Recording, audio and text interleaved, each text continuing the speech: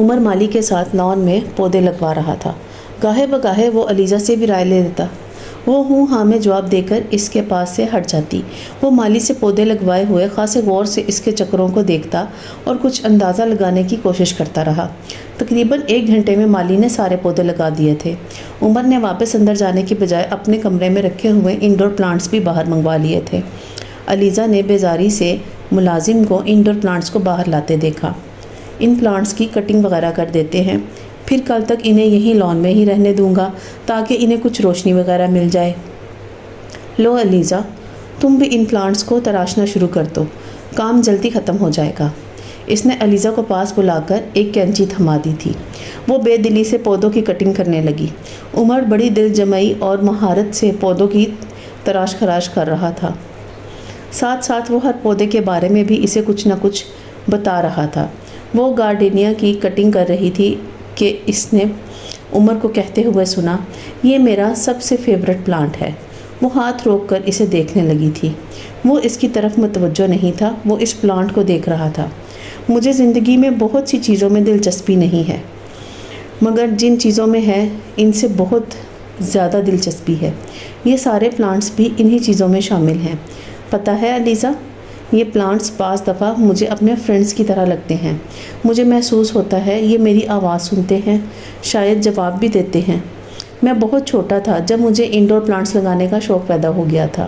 شاید میں 7 یا 8 سال کا تھا جب اپنے ہاتھوں سے ایک پلانٹ لگایا تھا۔ بعد میں تو جیسے عادت سی ہو گئی۔ یہ کمرے میں ہوں تو مجھے ایسے لگتا ہے کمرے میں کوئی اور زندہ چیز موجود ہے جو سانس بھی لیتی ہے اور شاید میرے وجود کو محسوس کر لیتی ہے۔ علیزہ کو اس وقت یوں لگا جیسے اس کا دماغ خراب ہے۔ اس نے کچھ دیر حیرانی سے اس کا چہرہ دیکھا تھا۔ تم سوچ رہی ہوگی میرا دماغ خراب ہو گیا ہے۔ عمر نے اس کا ذہن پڑھ لیا تھا۔ وہ گڑبڑا گئی تھی۔ تم اگر ایسا سوچ رہی ہو تو غلط نہیں سوچ رہی۔ ہو سکتا ہے میرا دماغ واقعی خراب ہو گیا ہو۔ میں جس کلچر، جس سوسائٹی سے آیا ہوں وہاں سب کے دماغ ایسے ہی ہوتے ہیں۔ جب انسانوں سے آپ کی محبت ختم ہو جائے تو پھر چیزوں سے محبت شروع ہو جاتی ہے۔ اس لیے باہر لوگوں کو جانوروں سے محبت ہوتی ہے، پلانٹس سے محبت ہوتی ہے، پینٹنگز سے محبت ہوتی ہے، میوزیم، آرٹ گیلریز اور تھیٹر سے محبت ہوتی ہے۔ میں بھی اسی ماحول میں پیدا ہوا ہوں، وہیں بڑا ہوا ہوں۔ مجھے بھی انسانوں کی بجائے چیزوں سے زیادہ محبت ہے۔ ٹھنڈے ملک میں رہتے رہتے بعض دفعہ مجھے ایسا لگتا ہے کہ میں کولڈ بلڈڈ جانور بن گیا ہوں۔ وہ بات کرتے کرتے اچانک کہکا لگا کر ہنسنے لگا تھا۔ ہے نا مزے کی تھیوری، کولڈ بلڈڈ اینیمل؟ اس نے علیزہ سے پوچھا تھا، مگر علیزہ کو یوں محسوس ہوا جیسے اسے اس کی رائے کی کوئی ضرورت ہی نہیں تھی۔ وہ خود ہی اپنے جملے کو انجوائے کر رہا تھا۔ سنجیدہ گفتگو کرتے کرتے وہ اچانک مذاق کرنے لگا تھا۔ وہ کچھ دیر غور سے اسے دیکھتی رہی جیسے اسے سمجھنے کی کوشش کر رہی ہو، اور عمر جہانگیر سے یہ بات چھپی نہیں رہ سکی تھی۔ وہ کچھ بولتے بولتے بات بدل گیا تھا۔ بٹ وائٹ کلر مجھ پر اچھا لگتا ہے نا علیزہ؟ اس نے ایک دم سر اٹھا کر اس کی آنکھوں میں آنکھیں ڈال کر بڑی بے خوفی اور بے تکلفی سے پوچھا تھا، اور خاص طور پر ورساچی کی شرٹس۔ علیزہ اس کے سوال سے زیادہ مسکراہٹ سے گڑبڑا گئی تھی۔ ایسے سوال کی کیا تک بنتی ہے؟ اس نے عمر جہانگیر کے چہرے سے نظر ہٹاتے ہوئے کچھ جھم کر کہا تھا۔ مجھے کیا پتا کون سا کلر اچھا لگتا ہے؟ وہ ہاتھ سے سامنے رکھے ہوئے پلانٹس کو سنوارنے لگی تھی۔ اوہ، میں نے سوچا شاید یہ کلر بہت سوٹ کر رہا ہے، اسی لیے تم اتنی دیر اور اتنے غور سے میرا چہرہ دیکھ رہی ہو۔ علیزہ نے عمر کے چہرے کو دیکھا تھا جس پر مایوسی چھائی ہوئی تھی۔ اسے ان تاثرات کے اصلی یا نقلی ہونے کو شناخت میں دیر نہیں لگی تھی۔ وہ اب اطمینان کے ساتھ پلانٹس کے ساتھ مصروف تھا۔ مجھے کیا ضرورت ہے کہ میں آپ کو غور سے دیکھوں؟ میں آپ کو صرف دیکھ رہی تھی، اس نے سرخ ہوتے ہوئے چہرے کے ساتھ وضاحت کی تھی۔ اور کافی دیر سے بھی تو دیکھ رہی تھی۔ دیر سے اس لیے دیکھ رہی تھی کیونکہ آپ بات کر رہے تھے، اس نے جیسے احتجاجاً کہا تھا۔ اچھا سوری، مجھے ایسے ہی غلط فہمی ہو گئی۔ اصل میں لیو ہوں نا، اس لیے مجھے ایسی غلط فہمیاں اکثر ہوتی رہتی ہیں۔ اس نے بڑے دوستانہ انداز میں معذرت کرتے ہوئے وضاحت کی تھی، مگر اس بار علیزہ نے اسے دیکھا تھا۔ وہ ناگواری سے اپنے سامنے پڑے ہوئے پلانٹس کو دیکھتی رہی تھی۔ وہ خاموش ہو گیا تھا۔ اس نے کینچی اٹھا کر اسے کن اکھیوں سے دیکھا۔ وہ کدال کے ساتھ مٹی نرم کر رہا تھا۔ علیزہ نے کپکپاتے ہوئے ہاتھوں کے ساتھ اپنے سامنے پڑے ہوئے پودے کی ایک بڑی شاخ کاٹ دی تھی۔ سر اٹھا کر اس نے ایک بار پھر عمر کی طرف دیکھا تھا اور وہ دھک سے رہ گئی، وہ اسی کی طرف متوجہ تھا۔ بہت غور سے اسے دیکھتے ہوئے اس کا اپنا چہرہ بالکل بے تاثر تھا۔ وہ اندازہ نہیں کر پائی کہ وہ کس وقت اس کی طرف متوجہ ہوا تھا، اور کیا اس نے دیکھ لیا تھا؟ سوری، پتہ نہیں یہ کیسے کٹ گئی، میں تو بڑی احتیاط سے انہیں کاٹ رہی تھی، اس نے ہونٹوں پر زبان پھیرتے ہوئے کہا تھا۔ اپنی بات کے جواب میں اس نے عمر جہانگیر کے چہرے پر ایک خوبصورت مسکراہٹ ابھرتے دیکھی تھی۔ کوئی بات نہیں، ایسا ہو جاتا ہے، تم دیکھنا اب یہ بہت تیزی سے بڑھے گا اور پہلے سے زیادہ خوبصورت ہو جائے گا۔ مجھ سے جب بھی کوئی پلانٹ اس طرح کٹتا ہے تو وہ پہلے سے زیادہ اچھا ہو جاتا ہے۔ اس نے عجیب سی منطق پیش کی تھی۔ وہ اس کی اس حرکت سے بالکل متاثر نہیں ہوا تھا۔ اب وہ دم سادے، ہونٹ بھینچے چند لمحوں تک اسے دیکھتی رہی، پھر ایک بار پلانٹس کی طرف متوجہ ہو چکا تھا، پھر ایک دم وہ اٹھ کر اندر بھاگتی چلی گئی تھی۔ عمر جہانگیر نے پرسکون انداز میں سر اٹھا کر اسے بھاگتے ہوئے اندر جاتے دیکھا تھا۔ پھر اس نے اس کے پودے کی کٹی ہوئی شاخ کو اٹھا لیا۔ لاؤنج میں داخل ہونے سے پہلے اس نے مڑ کر ایک بار پیچھے دیکھا تو عمر پودے کی اس کٹی ہوئی شاخ کو اٹھا رہا تھا۔ وہ غیر ارادی طور پر دروازے میں رک گئی۔ وہ کچھ دیر تک اس شاخ پر ہاتھ پھیرتا رہا۔ وہ دور سے اس کے تاثرات نہیں دیکھ پائی تھی، مگر دلچسپی سے اسے دیکھتی رہی۔ چند لمحوں کے بعد اس نے اسے اس شاخ کو پودے کے پارٹ میں لگاتے دیکھ لیا۔ وہ کچھ حیران ہوئی تھی، اندر آ گئی تھی۔ علیزہ بی بی، یہ پودے اندر لے جاؤں؟ ملازم نے ایک بار پھر اس کی سوچوں کا تسلسل توڑ دیا تھا۔ علیزہ چونک کر ادھر ادھر دیکھا تھا، سب کچھ غائب ہو گیا۔ وہ صرف وہی تھی اور سامنے پڑے ہوئے پودے تھے۔ علیزہ بی بی، یہ پودے اندر لے جاؤں؟ ملازم نے ایک بار پھر اس سے پوچھا۔ علیزہ نے ایک گہرا سانس لیا۔ ہاں، اندر لے جاؤ۔ وہ اٹھ کر کھڑی ہوئی۔ ملازم پودے اٹھا کر اندر لے جانے لگا تھا۔ ایک دم اس کی ان پودوں میں دلچسپی ختم ہو گئی تھی۔ مالی بابا، یہ کچھ پلانٹس رہ گئے ہیں، آپ انہیں دیکھ لیں۔ وہ دور لان میں کام کرتے ہوئے مالی کو اس نے آواز دے کر بلایا تھا اور خود اندر آ گئی تھی۔ نانو، وہ پرسوں کتنے بجے کی فلائٹ سے آئے گا؟ اندر آتے ہی وہ ایک خیال آنے پر کچن کی طرف گئی تھی، جہاں نانو خانسامہ کو کچھ ہدایات دینے میں مصروف تھی۔ پرسوں رات 2 بجے کی فلائٹ سے آئے گا، نانو نے اسے بتایا تھا۔ 2 بجے کی فلائٹ سے؟ وہ کچھ مایوس ہو گئی تھی۔ پھر تو ہم لوگ اسے ریسیو کرنے نہیں جا سکیں گے، ڈرائیور کو ہی بھیجنا پڑے گا، اس نے نانو سے کہا تھا۔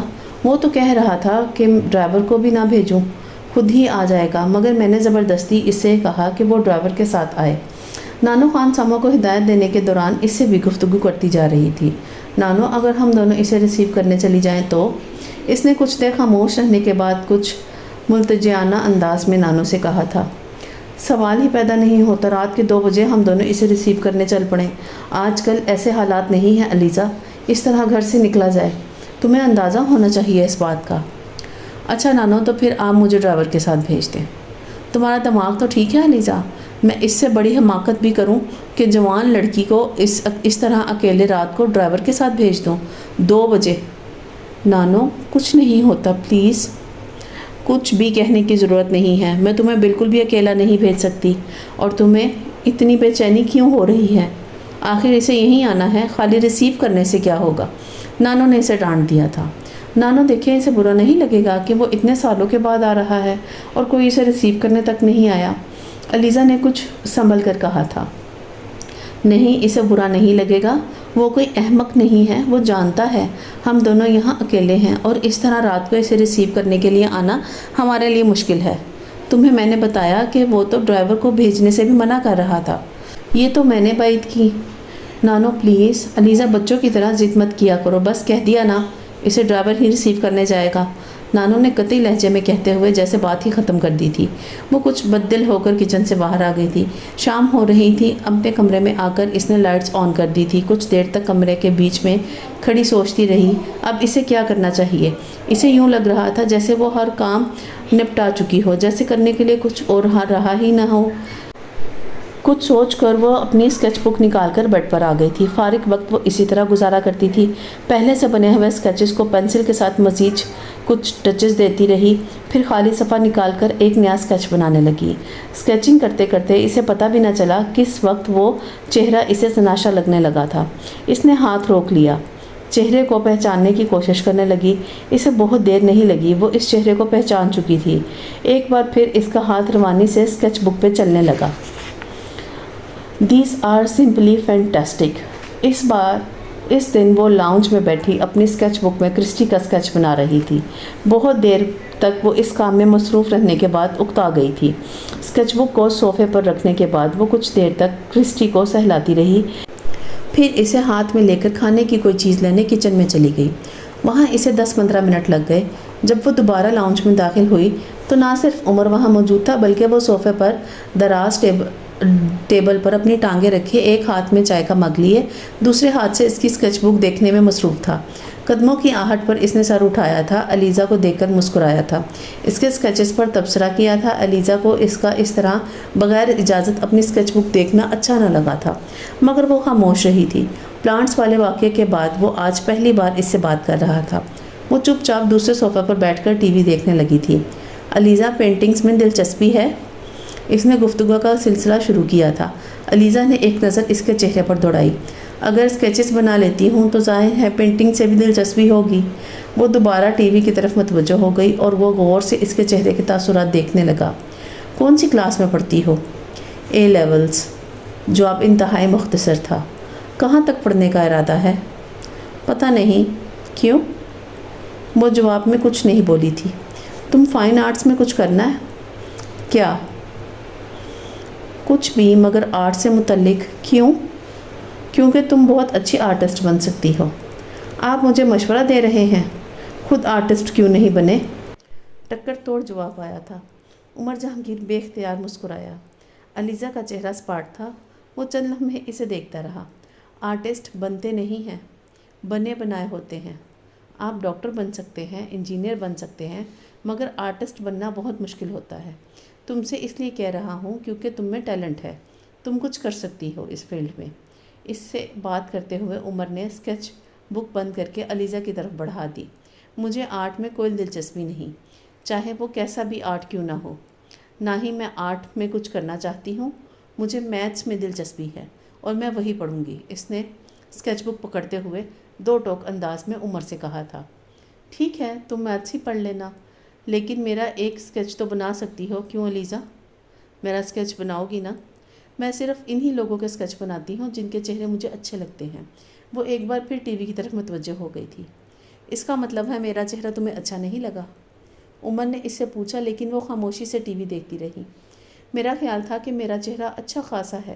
ویسے الیزا، میرے چہرے میں کیا ڈیفیکٹ ہے، تم یہ بتا دو۔" عمر جیسے اس کے ساتھ گفتگو کو انجوائے کر رہا تھا۔ "مجھے کیا پتا، بس مجھے آپ کا چہرہ اسکیچ کرنے کے لیے پسند نہیں۔ اور کرسٹی کا چہرہ پسند ہے؟" الیزا نے کچھ ناراضگی سے اس کی طرف دیکھا تھا۔ وہ چائے کا مگ ٹیبل پر رکھ کر اٹھ کھڑا ہو رہا تھا۔ "مجھے کوئی بھی چہرہ کرسٹی سے زیادہ اچھا نہیں لگتا۔ آپ اس طرح کرسٹی کی بات مت کریں۔" اس نے کچھ بگڑ کر اس سے کہا تھا۔ "سوری۔" الیزا نے اس کی معذرت پر کوئی دھیان دیے بغیر دوبارہ اپنی توجہ ٹی وی کی طرف مبذول کر لی تھی۔ وہ کچھ دیر وہاں لاؤنج میں کھڑا رہا اور پھر وہاں سے نکل گیا۔ الیزا نے اسکیچ مکمل کر لیا تھا۔ عمر جہانگیر کے اسکیچ بک سے نکالنے کے بعد وہ ایک بار پھر اٹھ کر اس کے کمرے میں آ گئی تھی۔ لائٹ آن کرنے کے بعد وہ اسٹڈی ٹیبل کی طرف گئی اور وہاں اسکیچ رکھنے کے بعد اس نے پیپر ویٹ اس کے اوپر رکھ دیا۔ وہ جانتی تھی عمر جہانگیر کے لیے یہ ایک خوشگوار سرپرائز ہوگا۔ یہ پہلا اسکیچ نہیں تھا جو اس نے عمر جہانگیر کے لیے تیار کیا تھا۔ پچھلے کئی سالوں میں ایسے کئی اسکیچز اس نے تیار کیے تھے۔ اس کا چہرہ ان چند چہروں میں سے تھا جو کسی بھی لمحے اس کے ذہن سے غائب نہیں ہوتے تھے۔ بعض دفعہ جب وہ عمر کا کوئی بھی اچھا اسکیچ بنا لیتی تو اسے پوسٹ کر دیتی۔ جواب میں بعض دفعہ وہ شکریہ کے طور کا کارڈ بھیج دیتا یا پھر فون کر لیتا۔ الیزا کے لیے اتنا ہی کافی ہوتا تھا۔ اگر وہ یہ دونوں کام نہ کرتی تو بھی شاید اسے کوئی فرق نہیں پڑتا۔ وہ کچھ دیر وہیں کھڑی اسکیچ کو دیکھتی رہی، پھر اس نے جھک کر اسکیچ کے نیچے ایک کونے میں کچھ لکھ دیا تھا۔ سیدھی ہو کر وہ مسکرائی تھی۔ اس نے پین کو دوبارہ ہولڈر میں رکھ دیا تھا۔ عمر اچانک بہت ریزرو ہو گیا تھا۔ باقی سب کی طرح یہ تبدیلی الیزا نے بھی نوٹ کی تھی۔ وہ زیادہ تر اپنے کمرے میں ہی رہتا اور جب کھانے کے لیے باہر آتا تو بھی خاموش ہی رہتا۔ نانو اور نانا کے ساتھ پہلے کی طرح ہنسی مذاق نہیں کرتا تھا۔ نہیں ایسی کوئی بات نہیں ہے، میں تو پہلے کی طرح ہی ہوں، بس ذرا پیپرز کی وجہ سے زیادہ مصروف ہو گیا ہوں۔ اس دن رات کے کھانے پر نانو نے اس سے کہہ ہی دیا اور جواب میں اس نے اپنی مخصوص مسکراہٹ کے ساتھ وضاحت کر دی۔ خاموشی تم پر سوٹ نہیں کرتی عمر، نانا نے سویٹ ڈش لیتے ہوئے گفتگو میں حصہ لیا تھا۔ اچھا تو پھر کیا سوٹ کرتا ہے؟ عمر نے دلچسپی لیتے ہوئے کہا تھا۔ ویسے ہی تم اچھے لگتے ہو جیسے پہلے تھے، ہنگامہ کرتے ہوئے، کہکے لگاتے ہوئے، شور مچاتے ہوئے، نانو نے کہا تھا۔ رہنے دیں گرینی، اب میں 24 سال کا ہوں، آپ میری جو باتیں بیان کر رہی ہیں اس سے تو میں 6 سال کا بچہ لگتا ہوں، عمر نے ایک شرمندہ مسکراہٹ کے ساتھ کہا تھا۔ اب وہ صلاحت کھا رہا تھا۔ ہم لوگوں کے لیے تم کبھی بھی 25 سال کے نہیں ہوگے، ہمیشہ 6 سال کے ہی رہو گے، اور ہم لوگ چاہیں گے کہ تم بھی خود کو 6 سال کا ہی سمجھو۔ علیزہ نے بڑی سنجیدگی سے نظریں اٹھا کر نانو کو دیکھا۔ وہ اپنے ساتھ کرسی پر بیٹھے ہوئے عمر کا گال چومتے ہوئے اس سے کہہ رہی تھی۔ عمر نے نانو کی بات کے جواب میں کچھ نہیں کہا تھا، صرف خاموشی سے سلاد کھا رہا تھا۔ نانو اور نانا کے بھی ڈبل سٹینڈرڈز ہیں، مجھے وہ کسی اور طرح سے ٹریٹ کرتے ہیں اور عمر کو کسی اور طرح سے، مجھے کچھ اور طرح کا دیکھنا چاہتے ہیں اور عمر کو کسی اور طرح کا، اور پھر بھی نانو کہتی ہیں کہ ان کے لیے سب ایک جیسے ہیں، وہ سب سے ایک جتنا پیار کرتی ہیں، حالانکہ ایسا تو نہیں ہے۔ اب کیا عمر سے وہ میرے جتنا ہی پیار کرتی ہیں؟ بالکل نہیں، میں ان کے پاس اتنے سالوں سے رہ رہی ہوں اور عمر کو آئے ہوئے چند ہفتے ہوئے ہیں، اور نانو نے کتنی آسانی سے اسے میری جگہ دے دی، حالانکہ عمر کو تو اس جگہ کی ضرورت بھی نہیں تھی۔ اسے نانا یا نانو کی محبت کی کیا پرواہ ہو سکتی ہے؟ اس کے پاس تو پہلے ہی سب کچھ ہے۔ علیزہ کو نانو سے شکایت ہونے لگی تھی اور نانو سے بہت سی شکایتیں ہوتی رہتی تھی۔ وہ کبھی بھی ان کا اظہار ان سے نہیں کرتی تھی، صرف اس کے دل میں ایک اور گرہ کا اضافہ ہو جاتا تھا۔ اس دن دوپہر سے کچھ پہلے وہ کرسٹی کو نہلا رہی تھی جب نانو نے ملازم کے ذریعے اسے لاؤنج میں بلوایا تھا۔ علیزہ، تمہارے پاپا کا فون ہے، وہ تم سے بات کرنا چاہ رہے ہیں۔ اسے دیکھتے ہی نانو نے جو فون پر بات کر رہی تھی ریسیور اس کی طرف بڑھا دیا تھا۔ وہ بے اختیار خوش ہوئی تھی۔ پاپا کا فون ہے، اس نے کچھ بے یقینی سے کہا۔ عام طور پر وہ 2 یا 3 ماہ بعد ایک باری سے کال کرتے تھے، اور وہ بھی رات کے وقت، مگر اس بار 1.5 ماہ کے بعد ہی دوسری کال کر لی تھی۔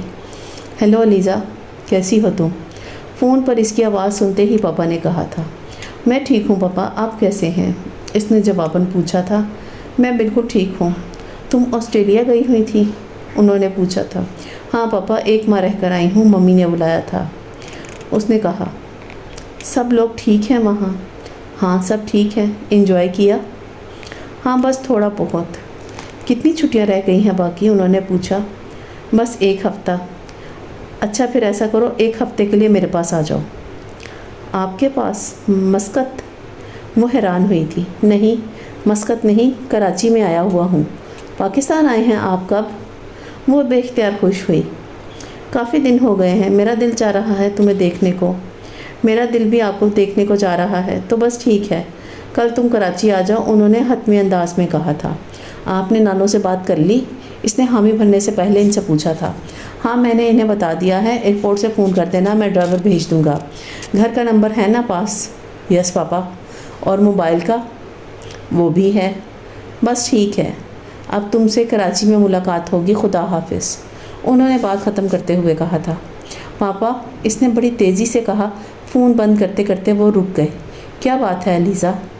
انہوں نے پوچھا تو وہ چند لمحے خاموش رہی۔ پاپا میں آپ کو بہت مس کرتی ہوں، اس نے کچھ دیر کی خاموشی کے بعد کہا تھا۔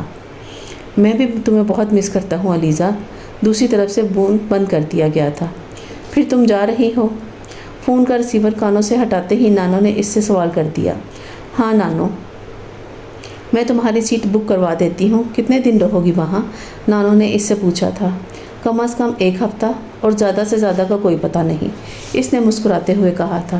لیکن 1 ہفتے کے بعد تو تمہارا کالج بھی کھل رہا ہے، نانو نے اسے جیسے یاد دلایا تھا۔ ہاں مجھے پتہ ہے، لیکن نانو کچھ نہیں ہوتا اگر میں کالج سے چھٹیاں بھی لے لوں۔ آپ کو تو پتہ ہے میں کتنی دیر کے بعد پاپا سے مل رہی ہوں۔ لیکن تمہارا اسٹڈیز کا خرچ ہوگا۔ کچھ نہیں ہوگا نانو، میں واپس آنے کے بعد سب کچھ کر لوں گی۔ آپ جانتی ہیں مجھے یہ کرنے میں کوئی پرابلم نہیں ہوگا، اس نے اصرار کیا تھا۔ ٹھیک ہے، تم شیلا کو فون پر کالج میں اپلیکیشن دینے کے لیے کہہ دینا۔ نانو نے اسے ہدایت دی اور وہ اٹھ کھڑی ہوئی تھی۔ اس رات وہ بے تحاشا خوش تھی۔ یہ خوشی کسی سے بھی چھپی نہیں رہ سکتی تھی، حتیٰ کہ عمر سے بھی۔ رات کے کھانے پر نانو نے نانا کو اس کے کراچی جانے کے بارے میں بتا دیا تھا۔ عمر نے اس وقت غور سے اس کا چہرہ دیکھا تھا۔ وہ آج پہلی بار کھانے کی ٹیبل پر مسکرا رہی تھی۔ نانا کچھ دیر اس سے اس کے پاپا کا حال احوال پوچھتے رہے، پھر وہ بڑے جوش و خروش سے پروگرام کے بارے میں بتاتی رہی۔ رات کو وہ اپنا سامان پیک کر رہی تھی جب نانو اس کے کمرے میں آئی تھی۔ کل صبح 9 بجے کی فلائٹ ہے، تم 7 بجے تیار ہو جانا، میں نے عمر کو کہہ دیا ہے، وہ تمہیں ایئرپورٹ ڈراپ کر دے گا، انہوں نے اسے اطلاع دیتے ہوئے کہا تھا۔ عمر ڈراپ کرے گا؟ مگر عمر کیوں نانو، ڈرائیور کو کہے نا۔ وہ کچھ چٹپٹائی تھی۔ ڈرائیور آج نہیں آیا، مجھے نہیں پتا کل بھی آتا ہے یا نہیں، ویسے بھی ڈرائیور 8:30 بجے آتا ہے اور تمہیں 8 بجے ایئرپورٹ پہنچ جانا ہے۔ 8 ڈرائیور آ جاتا تو میں اسے کل جلدی آنے کا کہہ دیتی۔ آپ نانا سے کہہ دینا مجھے ڈراپ کرنے کے لیے، اس نے پھر اصرار کیا تھا۔ تمہارے نانا کو میں اتنی صبح کہاں اٹھاؤں؟ تمہیں عمر کے ساتھ جانے میں کیا پرابلم ہے؟ نہیں بس ویسے ہی، کچھ کہنے کی ضرورت نہیں، بس وہی تمہیں صبح چھوڑنے جائے گا، نانو نے حتمی طور پر کہا تھا۔ علیزہ نے ہونٹ بھینچ لیے تھے۔ وہ تو صبح اٹھتے ہی نہیں، تو پھر کل؟ نانو نے اس کی بات کاٹ دی تھی۔ یہ تمہارا نہیں میرا پرابلم ہے، کل وہ اٹھ جائے گا اور نہیں بھی اٹھا تو میں اسے اٹھا دوں گی، نانو کہتے ہوئے کمرے سے نکل گئی۔ اب اگلی صبح وہ بہت ایکسائٹڈ تھی۔ اپنا بیگ لے کر جب وہ لاؤنج میں آئی تو وہاں عمر نہیں تھا۔ تم بیٹھ کر ناشتہ کر لو، نانو اسے دیکھتے ہی کہا تھا۔ نہیں نانو، مجھے کچھ بھی نہیں کھانا، بس آپ ملازم سے کہیں میرا بیگ گاڑی میں رکھ دے، اس نے بیگ فرش پر رکھتے ہوئے کہا تھا۔ کچھ کھائے پیے بغیر گھر سے نکلنا ٹھیک نہیں ہے، ناشتہ کر لو۔ نانو مجھے بھوک نہیں ہے۔ بھوک ہے یا نہیں، تمہیں کچھ نہ کچھ ضرور کھانا ہے۔ میں پلین میں کھا لوں گی، پلین میں پتہ نہیں کیا ملے اور کیا نہیں، بس تم یہیں کھاؤ۔ نانو کی ضد برقرار رہی تھی۔ پلیز نانو، میرا دل نہیں جا رہا۔ میرا دل واقعی نہیں جا رہا نانو، وہ منمنائی تھی۔ چلو یہ جوس ہی پی لو۔ علیزہ نے کچھ سوچ کر جوس کا گلاس اٹھا لیا تھا۔ نانو نے ملازم کو آواز دے کر بیگ گاڑی میں رکھنے کے لیے کہا تھا۔ آپ دیکھ لیں، عمر ابھی تک نہیں آیا، میں نے آپ سے کہا تھا نا، اس نے جوس کا گلاس خالی کرتے ہی کہا۔ وہ ابھی تک سو رہا ہوگا، آپ نے خواہ اسے مجھے چھوڑنے کے لیے کہا۔ علیزہ نے گھڑی دیکھی۔ میں پتہ کرواتی ہوں، سو بھی رہا ہوگا تو ملازم اٹھا دے گا، یہ کون سا اتنا بڑا پرابلم ہے، نانو نے اطمینان سے کہا تھا۔ ملازم کو آواز دے کر انہوں نے اسے عمر کے کمرے میں بھیجا تھا۔ چند منٹوں میں ملازم واپس آ گیا تھا۔ عمر اس کے پیچھے تھا۔ اس کے حلیے سے لگ رہا تھا کہ وہ ابھی ابھی سو کر اٹھا ہے۔ وہ نائٹ سوٹ میں سلیپرز میں ہی ملبوس تھا۔ نانو نے مسکراہٹ کے ساتھ اس کا استقبال کیا تھا۔ تمہیں آج علیزہ کو ایئرپورٹ چھوڑنے جانا ہے، تمہیں یاد نہیں رہا؟ نانو نے اس سے پوچھا۔ مجھے جگانے کے لیے ملازم کو بھیجنا پڑا۔ نہیں، ملازم کے جانے سے پہلے ہی اٹھا ہوا تھا، مجھے یاد تھا، میں الارم لگا کر سویا تھا۔ علیزہ نے 7 بجے تیار ہو کر نیچے آنا تھا، میں نے سوچا 15 منٹ میں وہ بریک فاسٹ کرے گی، میں 7:10 کا الارم لگا کر سویا اور 5 منٹ میں یہاں ہوں، اس نے انگلیوں سے بالوں میں کنگھی کرتے ہوئے بتایا۔ اس کی ہر چیز ہمیشہ کی طرح تھی۔ نانو اس کی بات کے اختتام پر کچھ فخریہ انداز میں علیزہ کی طرف دیکھ کر مسکرائی تھی۔ وہ کچھ کہے بغیر نظریں چرا گئی۔ چلے علیزہ؟ عمر نے اس بار علیزہ سے پوچھا۔ وہ خاموشی سے کھڑی ہو گئی۔ آؤ میں تمہیں باہر تک چھوڑ آتی ہوں۔ نانو نے علیزہ کا ہاتھ پکڑ لیا تھا۔ عمر ان کے آگے چلتا ہوا باہر نکل آ گیا۔ وہ گاڑی سٹارٹ کر رہا تھا جب نانو نے اسے گلے لگا کر خدا حافظ کہا تھا۔ وہاں جاتے ہی مجھے رنگ کر لینا، مجھے تسلی ہو جائے گی، انہوں نے علیزہ سے کہا تھا، اور کوشش کرنا کہ جلدی آ جاؤ۔ علیزہ نے مسکرا کر سر ہلا دیا۔ عمر نے فرنٹ ڈور کھول دیا تھا۔ علیزہ نے ایک بار پھر نانو کی طرف ہاتھ ہلایا اور گاڑی میں بیٹھ گئی۔ نانو وہیں پورچ میں کھڑی ہاتھ ہلاتی رہی تھی۔ بہت خوش تھی علیزہ۔ گاڑی سڑک پر لاتے ہی عمر نے اس سے پوچھا، بہت خوش ہو علیزہ؟ ہاں، اس نے اس کی طرف دیکھے بغیر جواب دیا تھا۔ تمہارے پاپا بھی بہت خوش ہوں گے؟ ظاہر ہے وہ تو مجھ سے بھی زیادہ خوش ہوں گے، اس نے فخریہ انداز میں کہا تھا۔ وہاں ایئرپورٹ پر کون ریسیو کرے گا تمہیں؟ عمر نے مرر ٹھیک کرتے ہوئے کہا تھا۔ ظاہر ہے کہ پاپا ہی ریسیو کریں گے، اس نے بے اختیار جھوٹ بولا تھا۔ تمہارے پاپا کافی سال کے بعد آئے ہیں پاکستان؟ اس نے پوچھا تھا۔ ہاں، 3 سال کے بعد۔ تم 3 سال کے بعد مل رہی ہو؟ 4 سال بعد۔ ہر سال کیوں نہیں ملتی؟ بس ویسے ہی پاپا تو مجھے مسقط بلاتے رہتے ہیں، مگر میرا دل نہیں چاہتا وہاں جانے کو۔ میں ممی کے پاس چلی جاتی ہوں، اس لیے کہ مسقط میں بہت گرمی ہوتی ہے۔ میں سوچتی ہوں شاید مجھے وہاں کا موسم سوٹ نہ کرے۔ مجھے اصل میں آسٹریلیا میں زیادہ مزہ آتا ہے۔ وہ ایک کے بعد دیگرے وضاحتیں کرتی جا رہی تھی۔ عمر جہانگیر نے گردن موڑ کر چند لمحے اسے دیکھا تھا۔ ہاں واقعی آسٹریلیا میں رہنے میں زیادہ مزہ آتا ہے، میں بھی چند سال پہلے وہاں گیا تھا۔ اس نے جیسے اس کے جھوٹ میں اس کی مدد کی۔ علیزہ نے گردن موڑ کر اس کی طرف دیکھا۔ وہ ایک بار پھر ونڈ اسکرین کی طرف متوجہ تھا۔ اس کا چہرہ بے تاثر اور پرسکون تھا۔ وہ کچھ مطمئن ہو گئی تھی۔ ہاں آسٹریلیا میں زیادہ مزہ آتا ہے، اس لیے میں وہیں جاتی ہوں۔ اس نے ایک بار پھر اپنی بات دہرائی تھی۔ گاڑی میں ایک بار پھر خاموشی چھا گئی۔ رستے میں ایک فلاور شاپ پر اس نے گاڑی روک دی۔ کچھ کہے بغیر وہ گاڑی سے اتر گیا تھا۔ چند منٹ بعد جب اس کی واپسی ہوئی تو اس کے ہاتھ میں سفید لیلیز کا بوکے تھا۔ اس نے گاڑی میں بیٹھتے ہی اسے علیزہ کی گود میں رکھ دیا۔ وہ حیران ہو گئی۔ یہ تمہارے لیے ہے، اس نے ایک مسکراہٹ کے ساتھ کہا تھا۔ مگر کس لیے؟ پھول دینے کے لیے کسی وجہ کی ضرورت نہیں ہوتی، بغیر کسی وجہ کے بھی تو دیے جا سکتے ہیں، اور میں تو ویسے بھی تمہیں بہت سے گفٹ دیتا رہتا ہوں، تم انہیں بھی گفٹ ہی سمجھو، اس نے گاڑی سٹارٹ کرتے ہوئے کہا تھا۔ وہ کچھ دیر اس کا چہرہ دیکھتی رہتی۔ تھینک یو، کچھ دیر کے بعد اس نے کہا تھا۔ ویلکم، اس نے اسی پرسکون انداز میں کہا۔ ایئرپورٹ پر گاڑی پارک کرنے کے بعد اس نے علیزہ کا بیگ اٹھا لیا۔ علیزہ نے اسے بیگ لینا چاہا۔ اٹس آل رائٹ علیزہ، میں تمہیں اندر چھوڑ آتا ہوں۔ اس نے بیگ نہیں دیا تھا۔ علیزہ نے دوبارہ اصرار نہیں کیا۔ تم واپس کب آؤ گی؟ اس نے ساتھ چلتے ہوئے اس سے پوچھا۔ تقریباً ایک ہفتے کے بعد یا شاید کچھ دن لگ جائیں، اس نے اسے بتایا تھا۔ واپسی پر تمہیں ایک اور خوشخبری ملے گی، اس نے سرسری سے انداز میں کہا تھا۔ علیزہ نے چونک کر اسے دیکھا تھا۔ وہ نارمل انداز میں مسکرایا تھا۔ کیسی خوشخبری؟ یہ تو تمہیں واپس پر ہی پتہ چلے گا، پھر بھی آپ بتائیں تو صحیح، اس نے اصرار کیا تھا۔ بس یہ تو تمہیں واپس آنے کے بعد ہی پتہ چلے گا۔ وہ ٹس سے مس نہیں ہوا تھا۔ علیزہ نے اس کی طرف دیکھ کر کندھے اچکا دیے۔ بیگ اسے تھماتے ہوئے اس نے علیزہ کو خدا حافظ کہا تھا۔ وہ اندر جانے کے لیے مڑ گئی تھی۔ علیزہ، اسے اپنے پیچھے اس کی آواز سنائی دی تھی۔ اس نے مڑ کر اسے دیکھا۔ آئی ول مس یو، اپنی مسکراہٹ کے ساتھ اس نے انگلش میں کہا تھا۔ وہ کچھ حیرانی سے اسے دیکھتی ہوئی واپس مڑ گئی۔ اگلے دن یونیورسٹی میں اس کا دل نہیں لگا تھا۔ گھر واپس آتے ہی وہ سیدھا کچن میں گئی۔ نانو رات کے لیے کیا پکوا رہی ہیں؟ کوئی خاص چیز کھانے کو دل چاہ رہا ہے؟ نانو نے مسکراتے ہوئے پوچھا۔ نہیں، میں اپنے لیے نہیں، عمر کے لیے پوچھ رہی ہوں۔ اس کے لیے کیا بنوا رہی ہیں؟ نانو کرسی پر بیٹھی ملازم سے فریزر صاف کروا رہی تھی۔ انہوں نے کچھ حیرانی سے دیکھا تھا۔ عمر کے لیے تو کچھ بھی نہیں بنوا رہی۔ کیوں نانو؟ وہ کچھ حیران رہ گئی۔ آپ کو یاد ہے نا وہ رات کو آ رہا ہے؟ ہاں مجھے یاد ہے، وہ 2 بجے کی فلائٹ سے یہاں آئے گا، پہنچتے پہنچتے اسے 3 بج جائیں گے۔ ظاہر ہے کہ اس وقت وہ کھانا نہیں کھائے گا، سیدھا سونے کے لیے چلا جائے گا۔ پھر بھی نانو فرض کریں اس نے کھانا نہ کھایا ہوا تو؟ یہ فرض کرنے والی بات ہے ہی نہیں، وہ رات کا کھانا یقیناً فلائٹ میں ہی کھائے گا۔ تم جانتی ہو کہ کھانے کے معاملے میں وہ کتنا باقاعدہ ہے۔ پھر بھی نانو بھوک کا کیا ہے، وہ تو کسی بھی وقت لگ سکتی ہے اگر اس نے کچھ کھانے کے لیے مانگ لیا۔ بعض دفعہ تم حماقت کر دیتی ہو علیزہ، اس طرح بات کر رہی ہو جیسے گھر میں کھانے کے لیے کچھ ہو ہی نہ۔ تمہیں پتہ ہے ہر وقت فریج میں 2-3 ڈشز ضرور ہوتی ہیں، بھوکا نہیں سوئے گا وہ۔ علیزہ کچھ شرمندہ سی ہو گئی تھی۔ البتہ کل کے لیے کافی ڈشز بنوا رہی ہوں، تم دیکھ لینا، بلکہ خود بھی خان ساما سے کہہ دینا اگر کوئی خاص چیز وہ بھول جائے تو۔ اب وہ دوبارہ ملازم کی طرف متوجہ ہو چکی تھی۔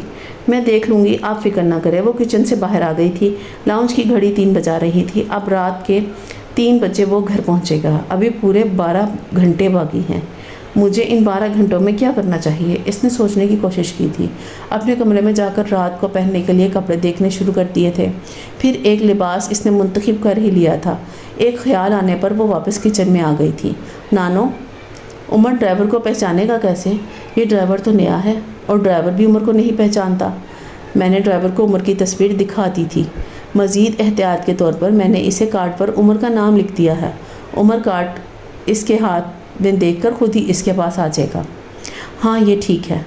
وہ مطمئن ہو کر واپس اپنے کمرے میں آ گئی تھی۔ رات کا کھانا اس نے نانو کے ساتھ 8 بجے کھا لیا تھا۔ پہلی بار کلاک کو دیکھتے ہوئے اسے احساس ہوا کہ وقت کو پر نہیں لگتے، بلکہ بعض دفعہ وقت بالکل رک بھی جاتا ہے۔ اس کی تیز رفتاری ہی صبر آزما نہیں ہوتی، بعض دفعہ اس کی سست رفتاری بھی تکلیف دہ ہوتی ہے۔ نانو، آپ ڈرائیور کو کتنے بجے بھیجیں گی؟ کھانے سے فارغ ہو کر علیزہ نے پوچھا تھا۔ 1 बजे।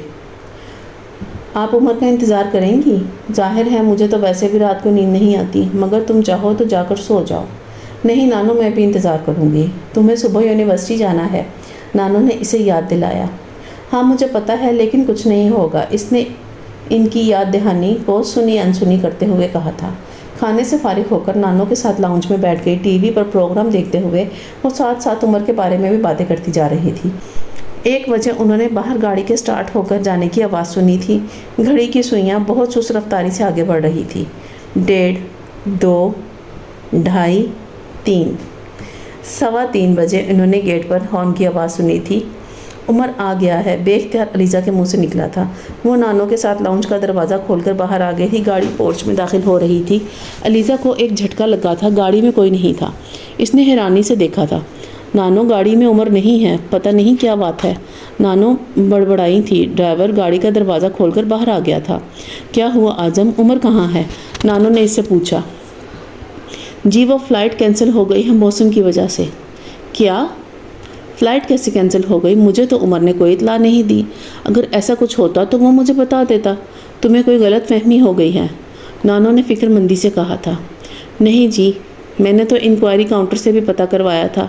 आप बेशक खुद ही फ़ोन करके पता कर लें। मैंने तो कुछ लोगों से भी पूछा, उन्होंने भी यही कहा था। नानो अभी भी बेयकीनी थी। समझ नहीं आ रहा कि इसने मुझे बताया क्यों नहीं। हो सकता है उमर भूल गया हो, अलीज़ा ने कुछ मायूसी से कहा था।